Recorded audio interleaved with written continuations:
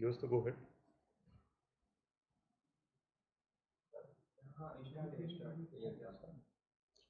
The Indian neighbor, especially in our west and south, is in turmoil, both political and economic instability. Where does India stand in relation to its neighbors, specifically the smaller neighbors, if we ignore the China factor? What should be India's policy towards these smaller neighbors? How we can help control this economic and political stability there, and how will India benefit from these? You see, India is in a very unique situation so far as the geography and history is concerned. India is the only country which is surrounded on all sides by small neighbors with whom India has historical ties, ethnic ties, linguistic ties, which is very unique in our case. And therefore, the internal dynamics of every country has some sort of repercussions on both sides, both in India and the other country. For example, Sri Lanka, we have Tamil speaking people on both sides. We have common historical baggage, and therefore it impacts on both sides. Similarly, Nepal, if you take Pakistan, we have the history behind the division of the two countries, so applies to Bangladesh. So, this plays a very important role. But primarily, India has a policy to have very good bilateral ties with each one of their neighbors, and we don't want to intervene in their internal affairs. But somehow the internal situations do outflow and they have impact on both sides. I think those are the areas which require a very what you call delicate balancing as well as a continuous dialogue with our neighbors. And if we want to have that kind of dialogue, I think all the problems could be resolved amicably. Ma'am, the smaller neighbors like Sri Lanka, Nepal, Bhutan, Bangladesh, say Pakistan also, all these neighbors, as sir rightly said, that we have had historical ties and we have same ethnic block, same languages. But whenever India has been diplomatically dormant or a little aloof, other powers, say maybe China or maybe Western powers, they have meddled in the internal politics of these countries, and India has suffered at the hands of these. So, how should India steer its diplomacy in these times so that these countries, we should have like, our policy of not meddling into their internal politics, but as well it should not be something that harms India's interests.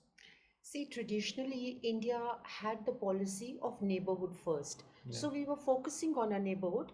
But then the impression which India got was that the smaller nations are resenting the big brotherly attitude of India. And because our foreign policy was also very nascent, so we started concentrating on other areas like the look east, or we were in very good relationship with Russia, so that took us away from US and now of course China. But over the years, because of the many commonalities, whether these are ethnic, these are cultural, we have sports commonalities or historical ties with each other, it's leaving aside the politics, it's the people to people contact which really matters in the neighborhood. And it's the people to people relationship which has helped these countries overcome the contentious issues. You know, we still have families in India and Pakistan who may have relatives or families on both sides. So they visit each other. And of course, the India Pakistan matches, which we really enjoy, Bangladesh, Sri Lanka, the cricket bonhomie which we have. So, what I think is leaving politics, we can even include trade and economy and finance and business. Uh, we can, at one point of time, we were even thinking of a common currency in this region as the EU region, but that has not worked out. The trade relations also have not been booming like in some other blocks. India, because of the commonality of the people, I think with the focus on the people to people contact, would be able to overcome a lot of contentious issues with these countries and build a bonhomie? Ma'am, I believe this current political and economic turmoil, maybe in Sri Lanka and Pakistan and elsewhere. So it is a kind of ideal situation for India right now to reset its policy in its neighborhood. This is India is in a very sweet spot right now because say Sri Lanka and Pakistan both relied heavily on the Chinese debt, and this Chinese debt is now really proving to be detrimental to their economies. So now their people have risen against the regime over there that actually saw India as an adversary, and China that was trying to string this uh, string of pearls around India. So it is seen as something that has harmed their economies, and there's a popular support. So right now we should steer a diplomacy in such a way that we are able to economically help these countries come out of this economic turmoil, because essentially South Asia is one region. Is before say 1947, it was exactly like one free trade area. So here we have this commonality of the consumption patterns and the crops that we grow or the industry that we have. So essentially, we should be trading a lot more with each other than we do with the West. So the free trade agreements that were once thought that we'll have a free trade agreement in South Asia, the currency that you thought about, these are the right times to move in that direction. And somehow Pakistan was a kind of an odd man out in this region because of its perceived animosity on Kashmir issue towards India, and given the really bloody partition that we'd had. But even there, if we look at the current situation, the army in Pakistan, which is usually in the control of the nation, and most of the political parties are also looking to reset their ties with India and have more friendly ties, especially the trade that had stopped in last 15-20 years. They really want to start it. So this is the time when India is in a like really sweet spot of diplomacy, and we can actually have like our own sphere of influence. And the sphere of influence should actually be on based on the respect to the integrity of the every and integrity and sovereignty of every nation. But we should also recognize all the social ties and the ethnic stock that we come from. And if we do these things, so I think we'll be in a really good situation where we have a bonhomie in South Asia, and the outside powers are not able to meddle into the affairs of South Asia. At the same time, I would also caution that even the domestic politics in country has to recognize this need, so that we are not continuously vilifying our neighbors for certain political gains within the country. It happens at a subnational level. So we have to steer this.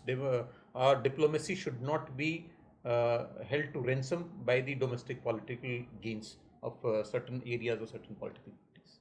So, what exactly I understand that the genesis of all this discord between our neighbors is the economic problems, the development, the pace at which India has developed as compared to its neighbors. So, since they have not been able to match our pace and our speed, there is resentment, and to overcome their populations, their internal population asking questions about their economic development, they try to divert the attention. And it is the discord, the political discord, or the geographical discord which comes in. If you look at Bangladesh, we have had discord on the border. There have been a lot of enclaves. We have resolved a lot of that by exchanging the enclaves. Sri Lanka, on the waterfront, we have had that how far we can go for mining the sea resources. With the Pakistan, of course, we have a long-standing dispute over the border, and that may take some time. But putting that aside, we can still gain from each other on the economic front. But how much can India invest? Pardon my saying that, but if Pakistan is a failed economy, then India cannot pump in much money and much resources into them. They will have to take care of their, internal economic matters on their own, we can support. But uh, the point at which all these differences started coming was maybe the Road and the Belt Initiative. And at that point of time, those neighbors of ours felt that this was a very good initiative. They are getting a lot of funding, not realizing that this was a debt trap. So internally, the countries will have to take care of their debt trap, their economics, but on all other fronts, we can cooperate and move ahead, which will be a win-win situation for everyone. Yes, there are actually multiple factors which govern our relations with our smaller neighbors. First is the natural factors. For example, we have river water disputes, which is natural because the country was divided. The river water dispute with Nepal, with Bangladesh, with Pakistan, this is a natural process. Land boundary, that had to be also resolved because this came out of the events post 1947. Similarly, with Sri Lanka, we had dispute on the demarcation of maritime boundary, which has been resolved. But these are natural disputes. Then the disputes arising out of ethnicity. For example, the Sri Lankan Tamils and Indian Tamils and the Bengali in India and the Bangladeshis in Bengal. Similarly, Punjabis in Pakistan and Punjabis here, then the Tarai people in Nepal and Tarai people in India. So the interlinkages of ethnicity is another important factor. Third is of course development, as you mentioned, that India has progressed higher, more compared to its neighbors. So naturally there is some sort of imbalance which has come into it. Fourth is the China factor. The China has played on these differences and they have tried to give what you call checkbook diplomacy in some of the countries, though it has led to debt trap, but this diplomacy has actually divided the country. Then the next is the internal politics of the country. If a politician in a country is not able to produce results, he finds it easy to blame to India. The blame lies on India. Similarly, the state governments in India also put some blame on their neighbors. So that is another factor which requires some good management. So I think all these factors put together, as you rightly said, that this is a good time, the sweet spot, when we can try and reconcile these factors and bring SAARC back into an operative institution. The SAARC has been dismantled partly because of the Pakistani line, which was totally against India. I think if we can bring and revive the SAARC back, it would serve an instrument where we can have free trade, we can have greater movement of people through easing of visa restrictions, and then we can also have cooperation on economic issues, we can have cooperation on political issues, we can also take united stands on international issues. I think the atmosphere right now is good and it can be worked out. I think India can take an initiative at this moment to revive SAARC and to bring all these countries together in a sort of more cooperative federation which will produce positive results. Right.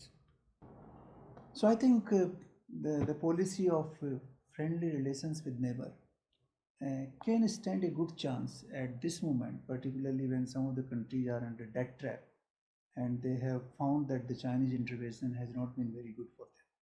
So it offers a good opportunity, and I think India has good standing internationally as well as economically. So I think we can work together. We should take lessons from EU, where countries have put aside their centuries of discord and their enmity aside and are now a free trade area and are developing together. And together, EU is the second biggest economy in the world.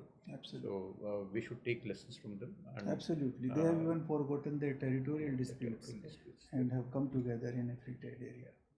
That's it. So thank you very much. Thank you so much. Thank you. Enjoyed.